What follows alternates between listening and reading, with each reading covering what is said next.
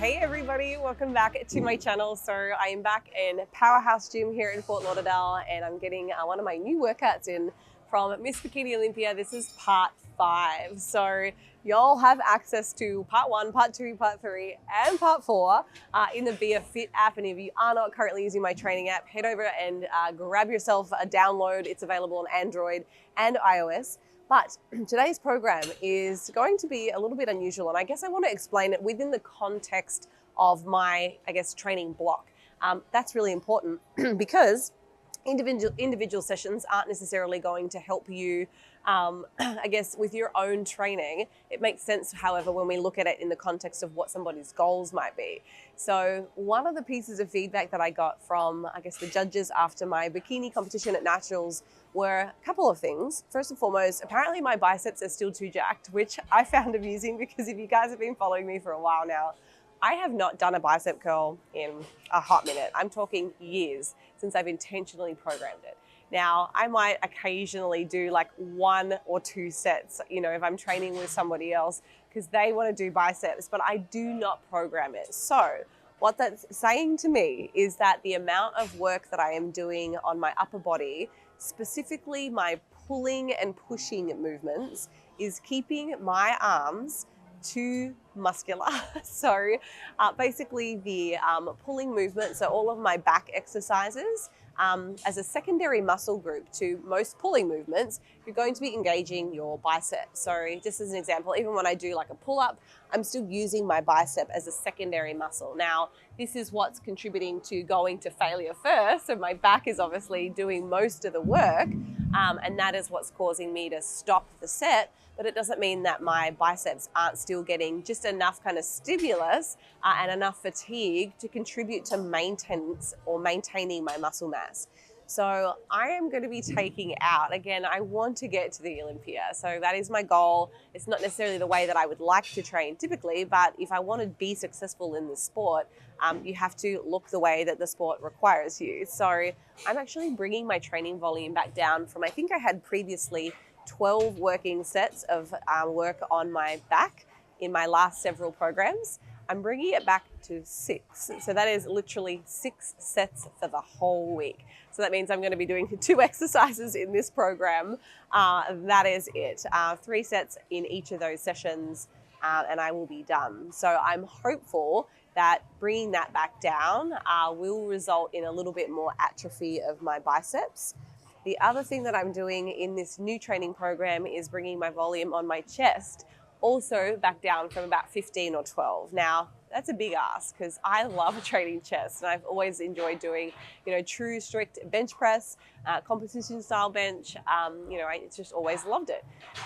So that's going to be a sad departure from my training program. So that too is coming back down to 6 working sets only. So again, 2 exercises, 3 sets each, I'm done. So that is in efforts to shrink my triceps because, again, thinking about all of my pushing movements, whilst chest is your primary muscle group, triceps are potentially a secondary or maybe even a tertiary. I think that our anterior shoulder probably gets a lot of work in all of our pressing movements, but then triceps are also still getting engaged. So I am really going to have to sacrifice some of my love for being in the gym to get to this goal. But, at the end of the day, I'm thinking about, can I make or bring about some kind of joy in other ways to exercise, and how I'm kind of combating or mitigating some of this sadness of leaving these exercises out is by bringing back in some other things that I know I really enjoy. And that extends to my cardio. So now that I'm taking a bit of an off season, I guess, or at least a break for the foreseeable future until things in my own personal circumstances, our company settle down, I want to start doing some more running. I'd love to find a yoga studio and do some Bikram yoga again. I'd love to get back into dance. So maybe the time that I'm not spending in the gym, I'm not going to be replacing it with anything else because I'm already kind of at max capacity on my glutes and my shoulders. Doing more isn't necessarily going to yield a better outcome. There are diminishing returns. Once we start performing, a weekly set number on a specific muscle group, say greater than 35 to 40 sets. I'm already at 30 and I don't want to push it and end up with an injury. So I'm not replacing it with other muscle groups. I will probably look to fill that time and I guess therefore equate energy balance by doing some additional cardio. So I've already done a run this week, and I was just saying off camera to the person behind the camera that my shins are absolutely fried, and I just did 15 minutes. I think it might have been a 17-minute run. So, I'm really going to have to kind of slowly bring that or reintroduce running, because it's not something I have done for a long time. Now, I used to do it all the time, so I know that I will be able to adapt and kind of get back to where I was.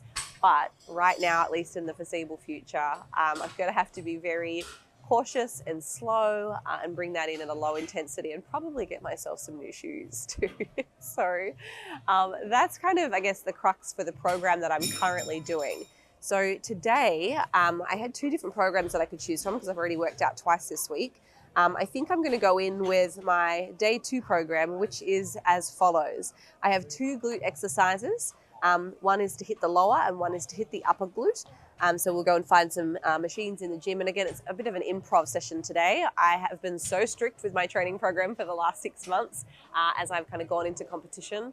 I'd like a little bit of flexibility. So as long as I'm hitting those primary muscle groups, that's the most important consideration for me, at least in the early few weeks post-show. Moving on from the glutes, I'm going to be doing hamstrings, and then I'll hit all of my shoulder. So anterior, medial, and posterior. And then I've got chest and back.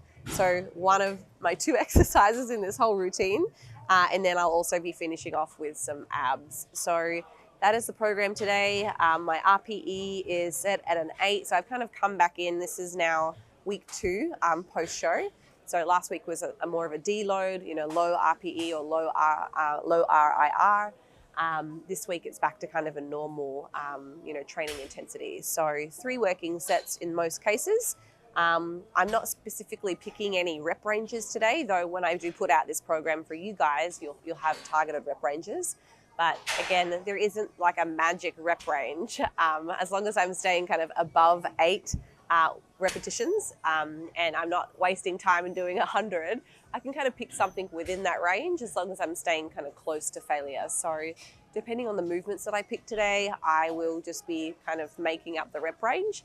But that's not necessarily the most important thing, when it comes to programming. So I guess I'll stop talking and we can go and find some way to hit these glutes. Okay, so I'm going to start with, I guess, my upper glute to begin with, glute medius, glute minimus. This machine, I guess it's by Panada. It is a standing abductor. So I avoided this for the longest time just because it looks so awkward and it's like right in the middle of the gym. And as I've said previously, I feel like this needs to come with its own built-in curtain. But anyhow, it's a really good exercise. I think that it probably ends up expending a little bit more energy because you are standing. So unlike a seated machine abduction, where you're completely seated, you're not having to kind of hold your body weight. You're sitting down, so you're really isolating your glutes in that abduction machine. This one is a little bit more full body because you are standing to kind of support your body weight. So I still really feel it in my glutes. It's a really great exercise.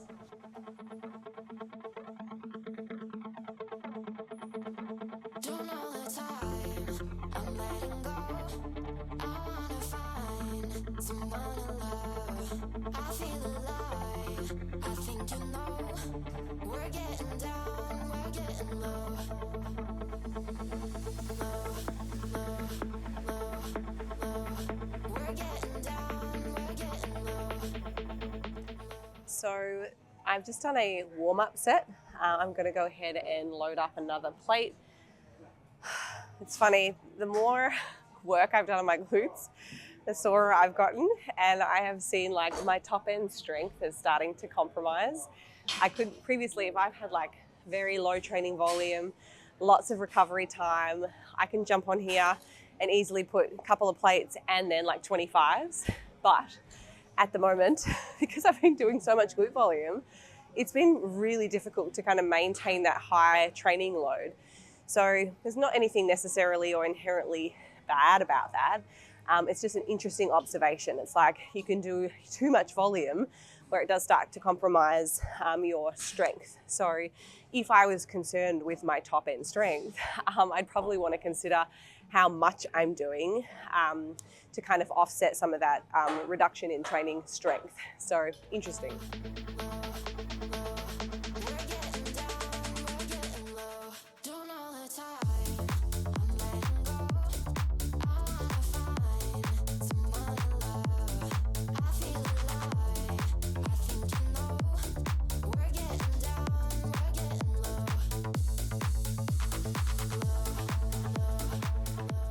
All right, okay, so I just did my first set with 2 plates and I got to 20 reps and I was probably at an RPE of 7. So, I want to work at an 8 today. So I've just added in an extra 10 pounds each side so that I am getting to the intended RPE. So this will be a little bit harder, but one of the things I am really concentrating on, so once I get down into that crouch position, I'm actually drawing my core in and I'm trying to stay kind of braced and tight, and I'm really trying to isolate this movement to my glute. I've seen other people do this exercise, and when they're kind of in the machine, they're kind of moving up and down, okay? That is taking away some of the focus from the glutes and into the quads. So you're almost using leverage from your quads to kind of move the load. So I found that if I'm trying to do this strict, obviously you're not going to be as strong. So I'm getting down into that crouch position and I'm staying low the entire time. And I'm really thinking about driving out through my knees, keeping everything locked in nice and tight here. And that really isolates, the top of my glute. Like I can feel that a lot. So if you are a gym owner, I really like this equipment. So it's a great addition if you've already got your standard seated abduction.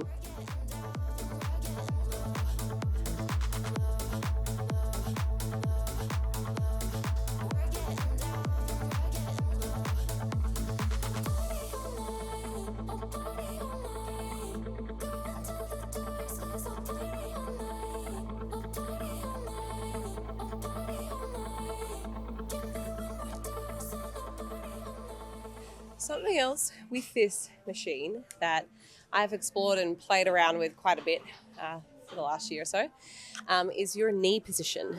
Anyway, let me put this on. So when you come down in here, you can, I guess depending on where you load the pad, it really changes what's doing the work.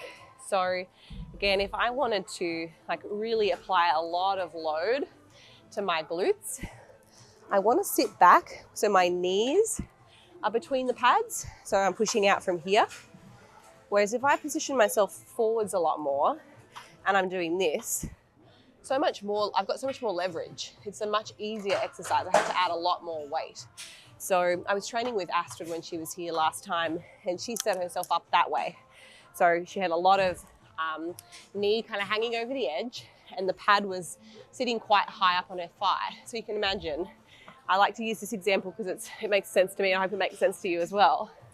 If you're holding a weight plate close to your body, you can hold it here for a very long time. Whereas if you hold it out here, I'm not going to be as strong. The load is significantly greater.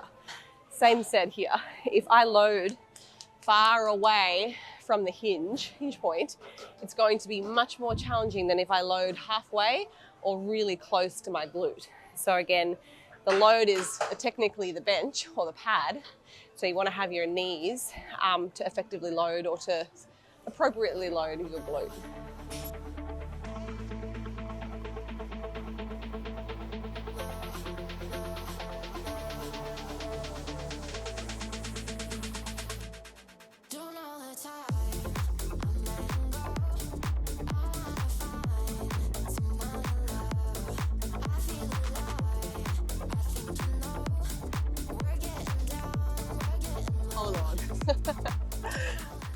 Okay, so the next exercise that I wanted to do, the machine is currently taken. I'm going to use the hip thrust from my glutes. So we'll come back to that. So I'm moving down to exercise number 3, which is my hamstrings. again, thinking in the context of my specific goals, and again, you guys might be on a very different playing field to where I am at and have completely different objectives with training.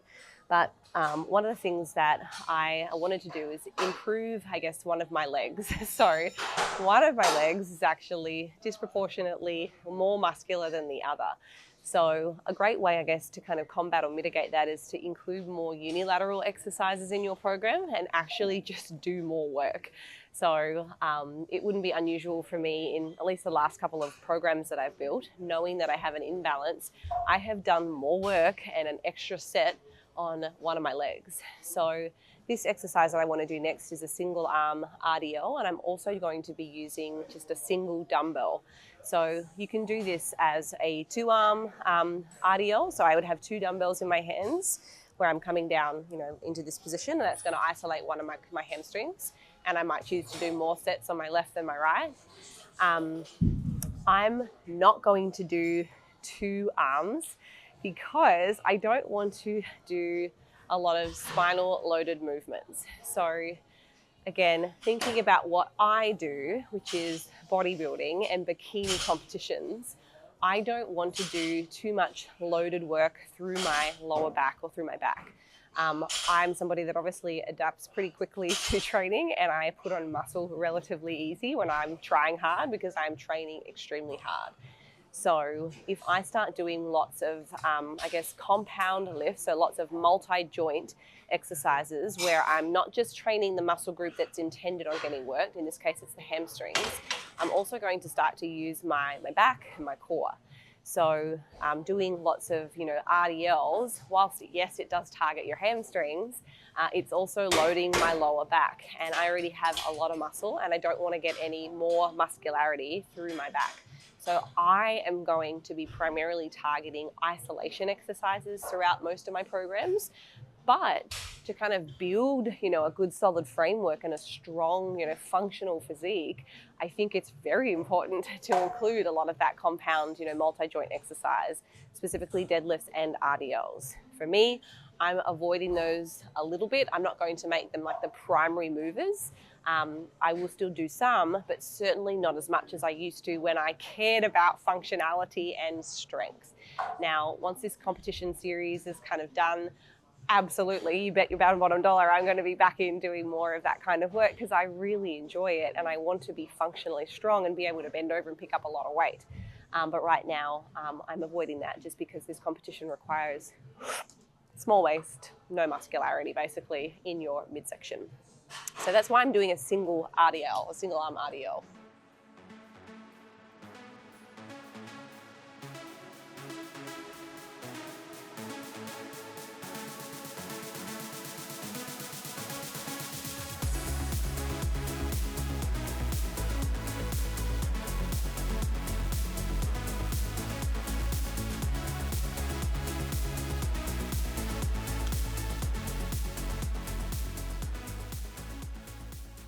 So that load is pretty light. I mean, I'm used to using 85s in both hands, or 85s in both hands to do like a 2-arm RDL. I don't want to add any additional tension to my lower back. And again, as you get heavier, you're starting to recruit more muscle groups. I know for a fact, like I'm starting to engage so much more. There's so much more intra-abdominal pressure here to kind of handle that kind of load. So instead what I'm doing is high reps. So I just did 15 reps at a relatively light weight. I can still feel my hamstring engaged, but it's not so much that my lower back is starting to kind of take over the movement. So that wasn't quite close to failure. I'll probably take my weight up by another 10 pounds over the next week or two. This week I'm just kind of taking it easy. But that's my justification for kind of going higher rep ranges, so I'm not loading my spine quite as much.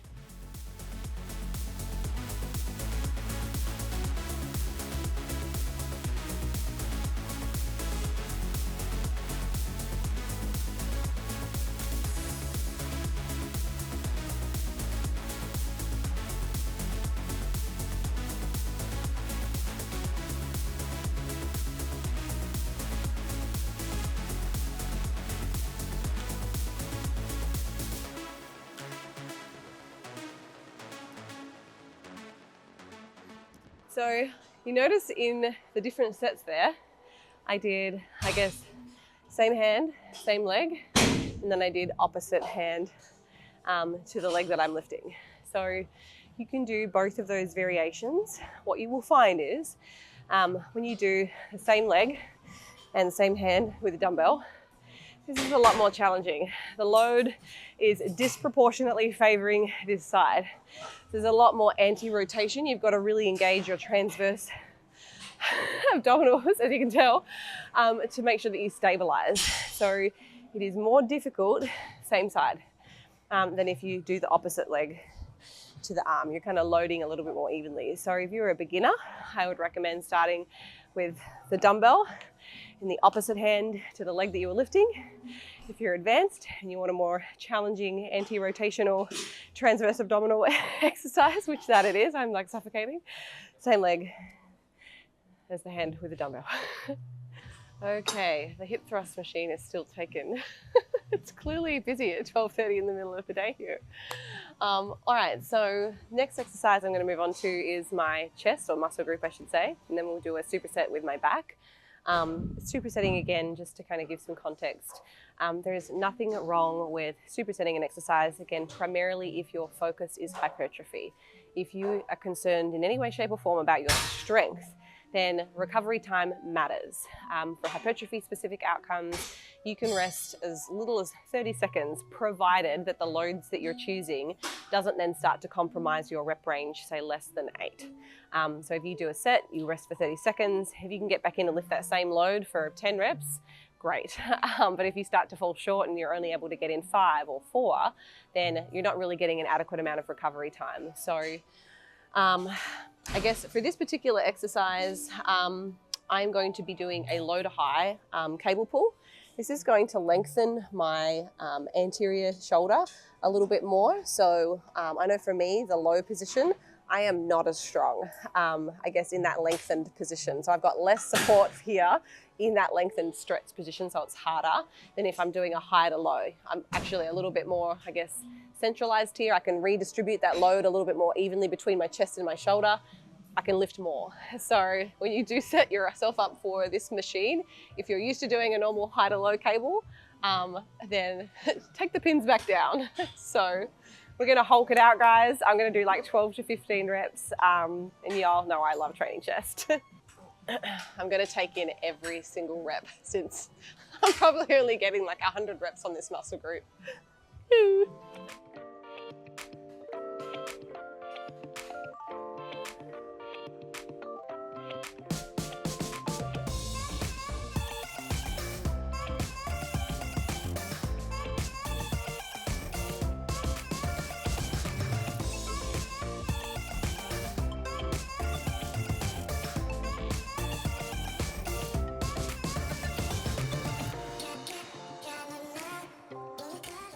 Just 12. That was pretty close to failure, actually. What have I got here? You know, the numbers rubbed off. We've got no weight today.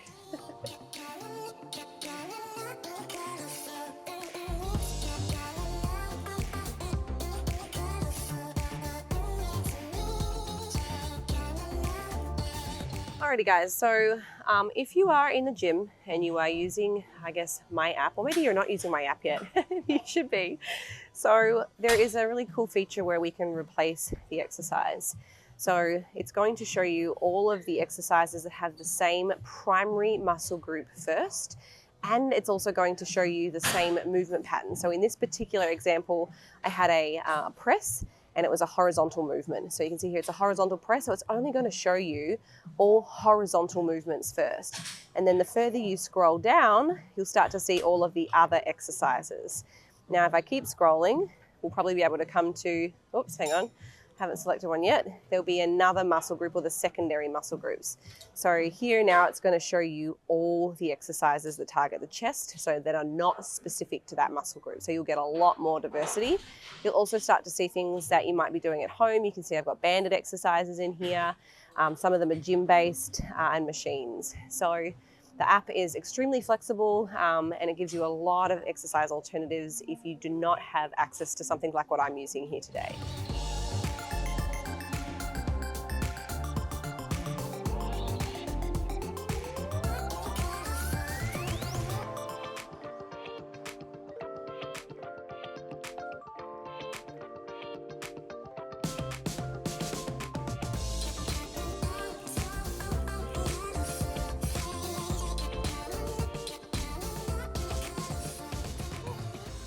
So something else, I guess, just to think about when you're doing these kinds of exercises, if you want to effectively load your chest, you probably need a good amount of weight, right? But that requires you to stabilize. So when you're getting down into this exercise, make sure that you've got a good athletic stance, and that before you try and lift anything, you want to make sure that you are bracing your glutes. These are a powerhouse, they're very strong. So squeezing your glutes, keeping your core activated and engaged, and you want to come out just far enough so that you've got that full extension. If you're kind of back in here, you're really only doing kind of partial reps.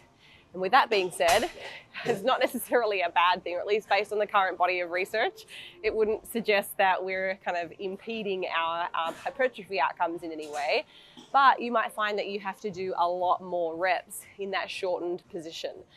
You are typically stronger when there are more cross bridges in your actin and myosin, and your muscle is able to kind of get better contraction, whereas when they're lengthened, you've got less of those cross bridges and it's more difficult to kind of contract your muscle. So it's just a lot harder in that lengthened position.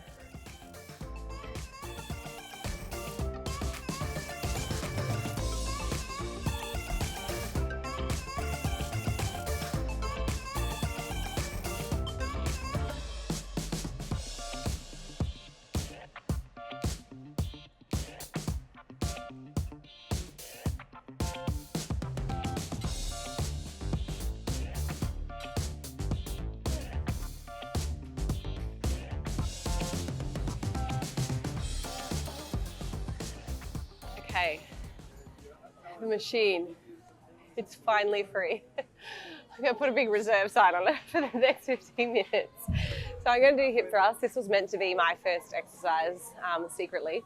However, I will say, exercise order, I think I talked about this before, less important if hypertrophy, muscle growth is your primary outcome. If you are in the gym training for a powerlifting competition, or you are trying to get stronger, like there is a goal to see improvements in your strength, then you would want to make sure that the muscle groups that you are concerned with come first. There still needs to be some consideration to the exercise order for compound lifts, specifically with regards to injury prevention. You can imagine if I was coming in to do squats, which is arguably a much more technical lift, or deadlifts, and it's a spinal loading multi-joint exercise, I would still want to put that somewhere right at the top of my workout, because the longer I'm training, the more fatigued I get, the greater the risk of injury, where you've got to control every single muscle group and there's a lot of complexity within a movement. Putting that last wouldn't be smart. I am less concerned with the hip thrust, just because it is a fairly simple exercise to perform, in my opinion.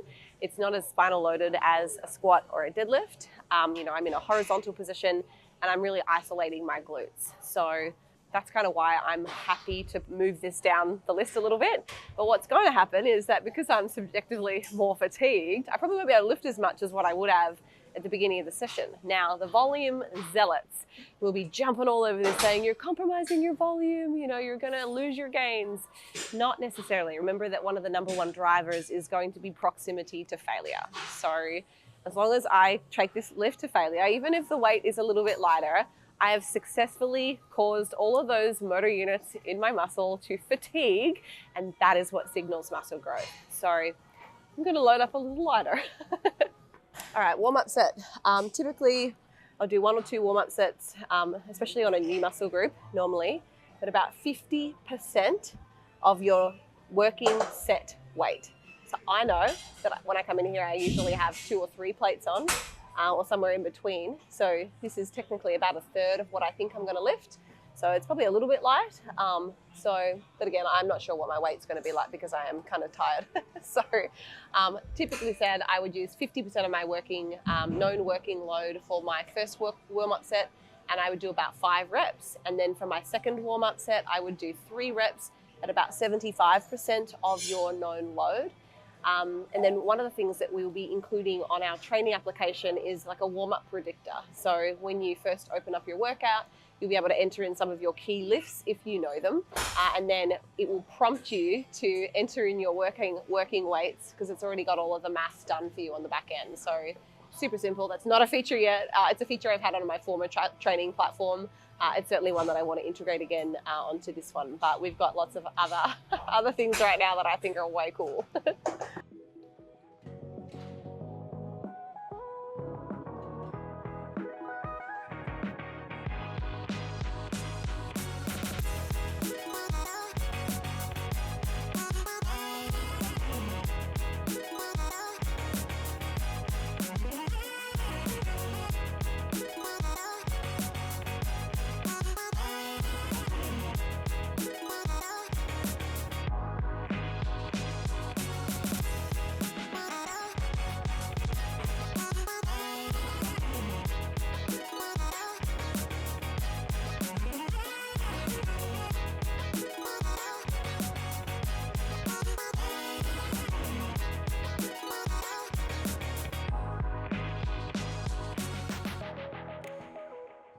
Rather than me doing multiple warm-up sets, because I'm already pretty warm, if I'm being perfectly honest with you guys, I ended up just doing my first working set with only 2 plates, so it was probably a little bit light, but instead of stopping, putting more weight on, I just kept going.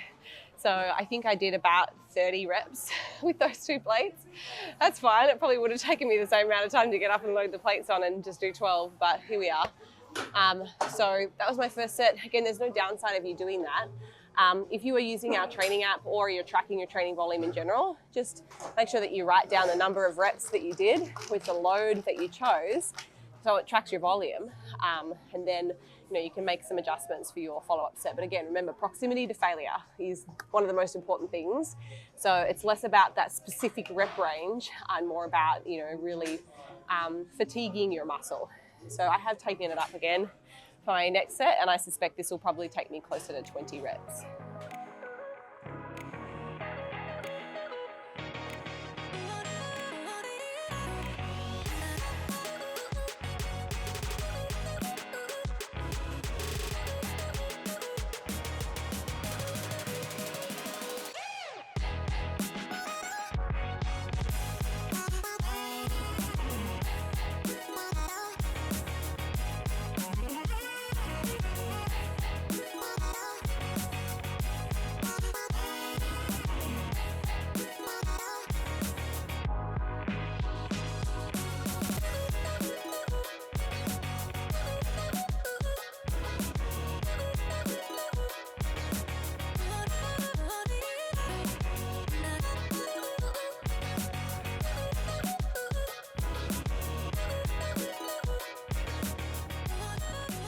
This too is an exercise I would usually like to program at the beginning just because it's scary. So we're going to do pull-ups. I don't know what kind of pull-ups I want to do today. And again, keep in mind, normally I'll have a fixed exercise, but this week for me, I'm just trying to give myself a bit more flexibility just so that it stays interesting, motivating, exciting. I guess, when you are training so much, it starts to become a chore. And again, another reason why I've shared in my weekly updates why I think for me, I love training, and I don't want to be in a position where I feel like I'm starting to lose my love for the sport, which unfortunately, when you are prepping and dieting and pushing for so many months of the year, I start not to like it anymore, and I want to do this for a long time. So it's probably one of the reasons why historically I've only done one big competition a year. So it's usually like World Championships, in some awesome location, and I prep for that, and it's like 15 weeks. And then, I get the rest of the year to still kind of live with balance and enjoyment for training. So yeah, this week, honestly, I have been struggling for motivation. So I think just giving myself a bit more flexibility with like everything, and it's not so structured and strict, is helpful. So I'm just going through all the potential exercise variations that I can do for this exercise right now and trying to decide, what do I want to do? Okay, so I've got here wide grip chin-ups. I could do weighted neutral grip dumbbell pull-ups.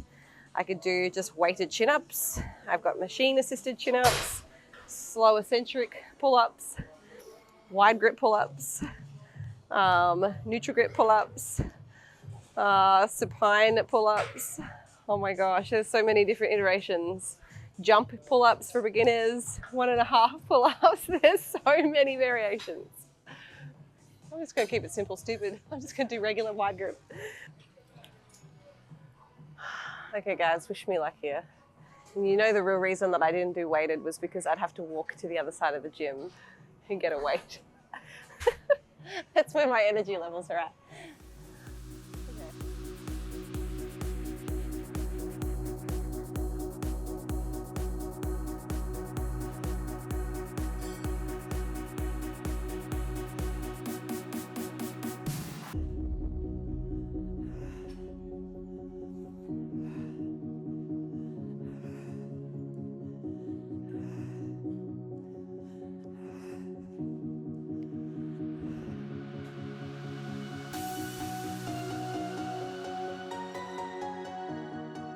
It has been almost 2 minutes and my heart rate's still at 138.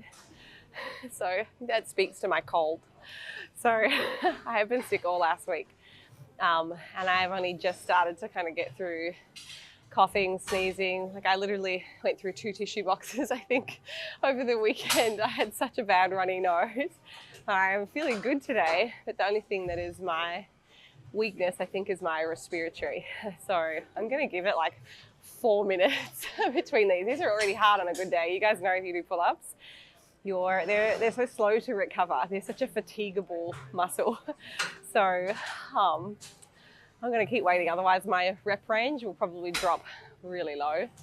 I might get 6 if I tried to go now. So I'll wait for a little bit longer so that I can get to at least 8. Let's be real. Let me tell you now, I am feeling the megalicious cookies as I am 2.5 pounds heavier just from a week ago. Oh, this is the one exercise where extra weight isn't great.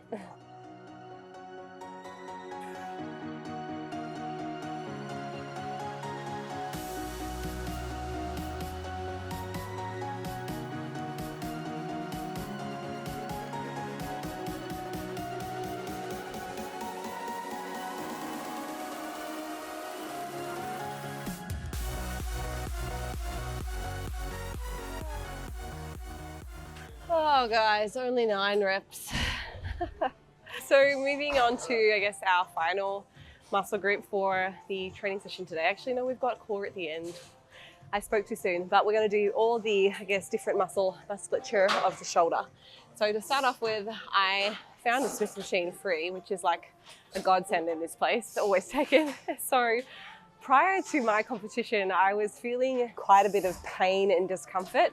And I think it was just through repetition, poor recovery, less nutrition to kind of facilitate, an optimal recovery from training.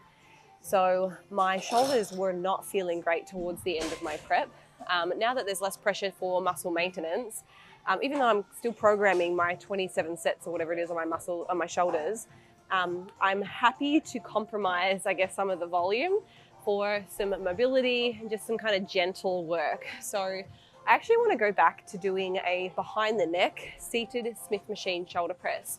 This allows me to kind of get a little bit more range of motion. I've got more stretch through my chest as well, and probably just loading pretty light. And just to keep practicing taking my shoulder through that movement path under a light load. I'm hopeful that that will allow me, when I do transition over on my other training days to my normal regular presses that are probably a little bit more anterior focused. So I might be doing a little bit more like forward pressing, that it'll just feel more comfortable. And I think I've just been doing that motion over and over and over without the time spent in that lengthened or the stretch position. It just hasn't been feeling very good. It's been crummy, to be honest. So I'm going to start really light. I just did a warm-up set with the bar. I'm going to put like 5s on and just slow tempo, probably a 3-second eccentric, just to see how it's feeling, and kind of get me working in that lengthened position a bit more.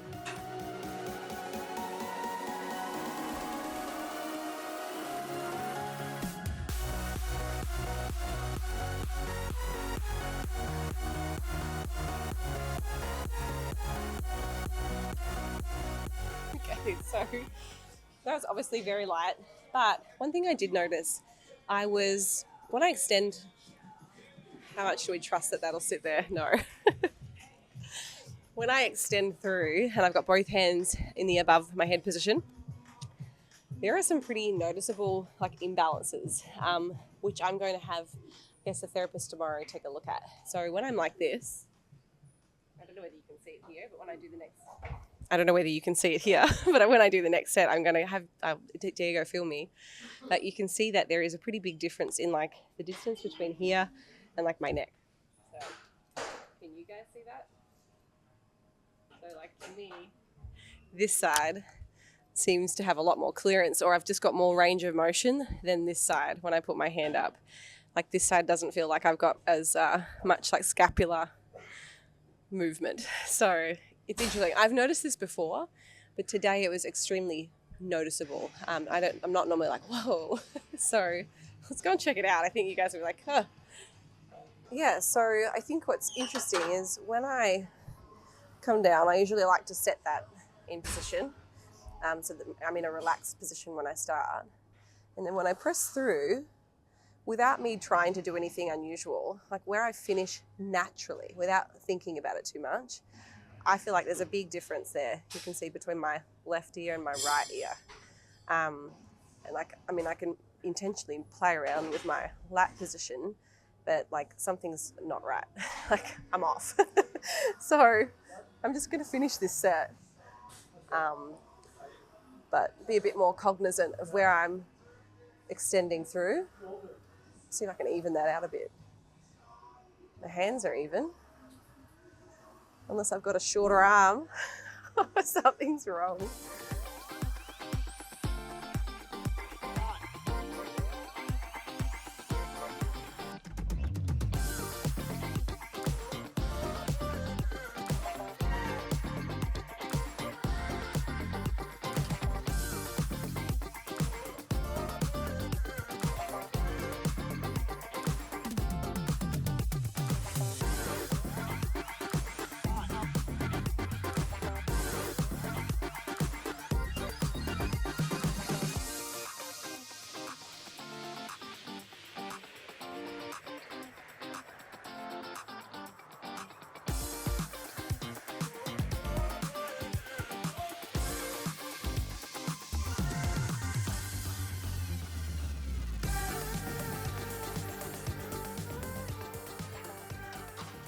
Right, second last exercise. So going to be doing our single arm lateral raise.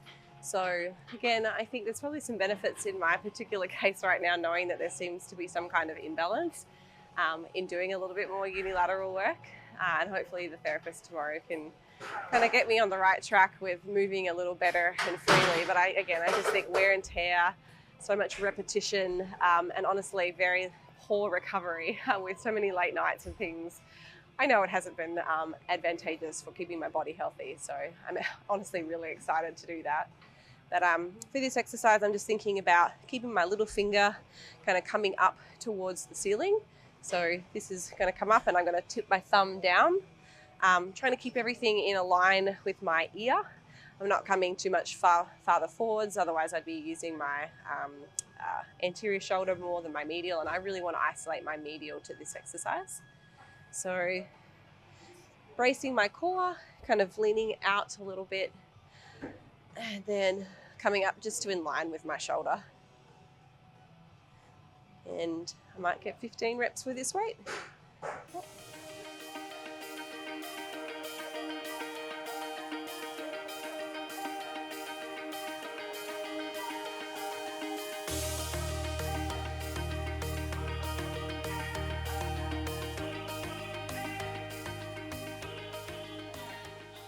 So interestingly, there is less, passive tension when we're doing dumbbell exercises, whereas when we're using the cables, even at the very bottom of the movement, there is constant tension. So when you are doing an exercise like this, when you get down to like it's vertically hanging, there's no more load on your shoulder. Like it's really just my grip strength.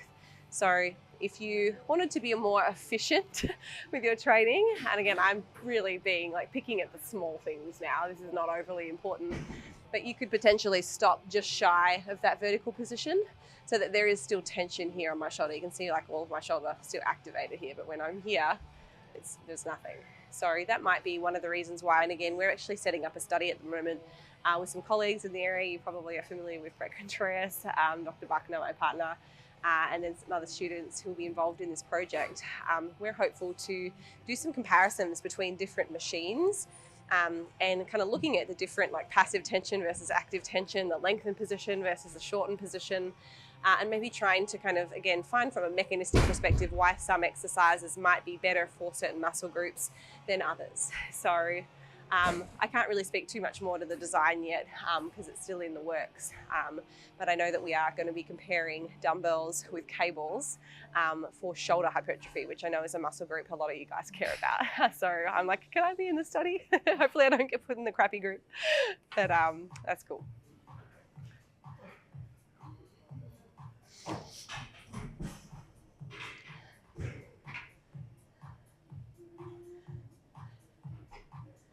So interestingly, I got my DEXA scan done. It was 2 days or 3 days after my competition, so it was like a Wednesday. And my body fat percentage was down at 8%. So I started at 12.8 and finished at 8. So to give you some perspective of my kind of off-season to on-season range, I thought that was pretty cool. Whew. Oh my gosh.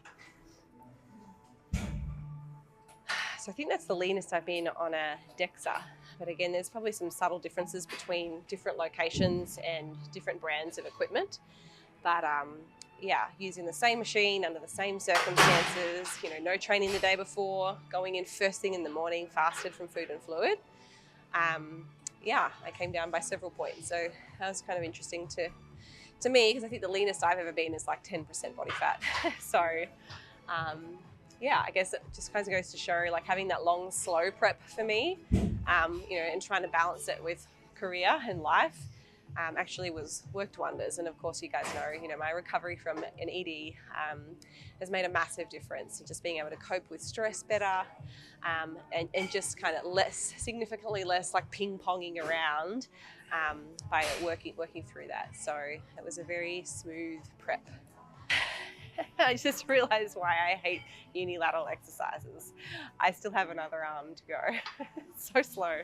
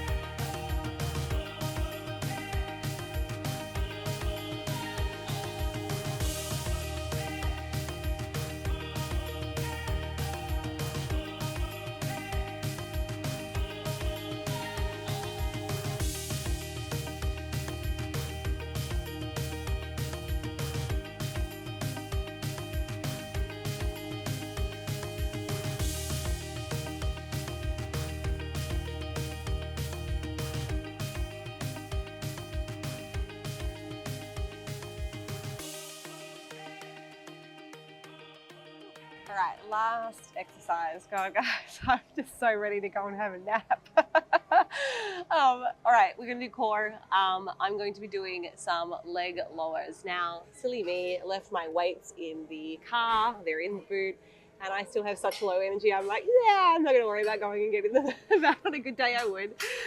So I've got 5 pound ankle weights, and I've also got 10 pound ankle weights that I would actually strap on just here to make this exercise a little bit more challenging. Otherwise, for an advanced lifter, you're probably going to find that in order to effectively fatigue your core, and again, if you want to develop your core musculature and kind of create that like deep set abdominal groove, I know for me, I've got very shallow tendons. So the only way for me to like appear like I have deep abs is to build more thickness, build more muscle, and we have to approach that the same way that we would approach any other muscle group.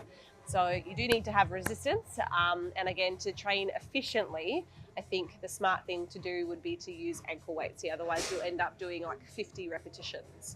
I'm not sure what I'm going to go to today, but I'm going to use the back of, I guess, the cable machine to kind of hold on as something stable. You could also just use a regular bench or a heavy weight or something on the ground behind you. And I'm just thinking about driving my core, like pushing it into the floor to make sure that I've got good engagement of my abdominals.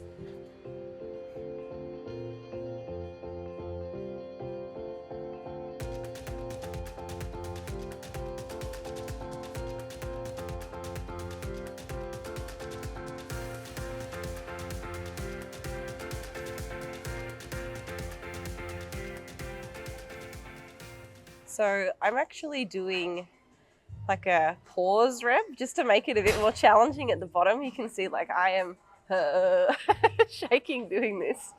It's tough, but I could probably do 20 reps here. So those weights would be very effective right now.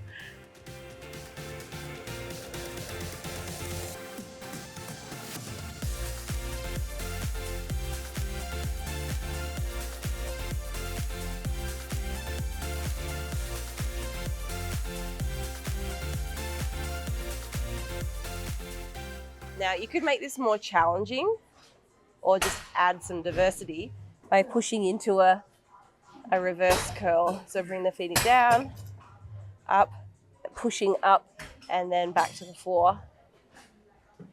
So there's no right or wrong here. It's just two different exercises combined.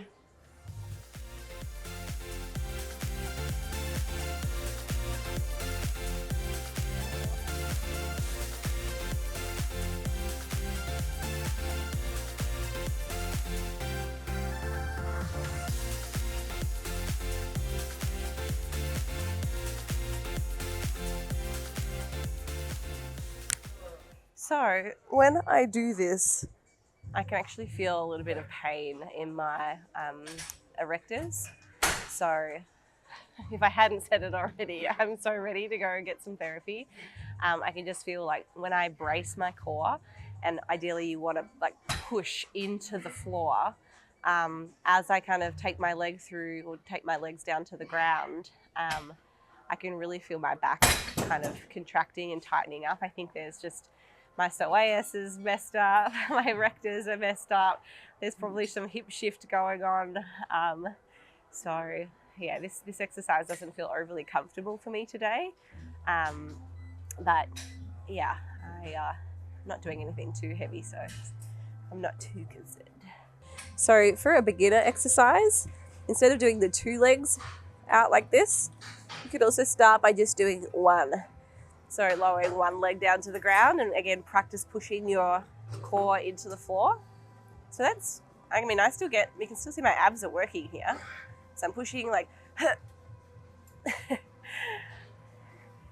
so that would be where I would start. And then you could start by doing partial range of motion, so just going down halfway. And again, just practicing engaging until you can't hold it anymore. And eventually, as you get stronger through your abdominals, you'll be able to come all the way down to the floor. And again, I'm really pushing, like I'm pushing out in my stomach and pushing down into the ground at the same time.